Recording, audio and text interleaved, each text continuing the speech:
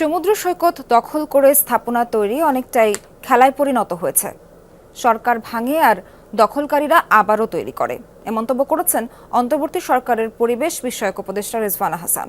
সকালে রাজধানীর পূর্ত ভবনে পায়রা বন্দর নগরী ও কুয়াকাটা শীর্ষক সেমিনারে এসব কথা বলেন তিনি।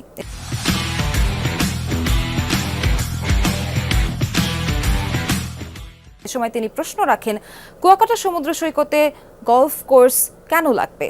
মানুষ তো গলফ খেলতে নয়, সমুদ্র সৈকত দেখতে কুয়াকাটা যায়। দ্রুত কোস্টাল জোন ম্যানেজমেন্ট রুল করে ফেলতে হবে, এমনটাও জানান তিনি। বলেন, কোস্টাল লাইনের কত কাছাকাছি স্থাপনা করা যাবে তারও একটা পরিকল্পনা করে ফেলতে হবে। রিজওয়ানা বলেন, কক্সবাজারে জমি নিয়ে আগ্রাসন চলছে। এছাড়া খুলনা ও যশোরে পাইপিং করছে চিংড়ি চাষিরা। প্লাস্টিক বর্জ্য আশঙ্কাজনক হারে বাড়ছে, তাই বর্জ্য ব্যবস্থাপনা নিয়ে আরও ভাবতে হবে, জানান পরিবেশ উপদেষ্টা।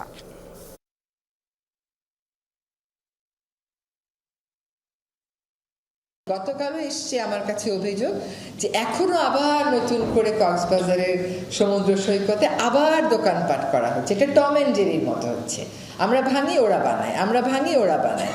তো there has to be political support for that, এবং সেই জন্য কোস্টাল জোন ম্যানেজমেন্ট রুলের অধীনে জোন ABC আপনাদের করে ফেলা উচিত।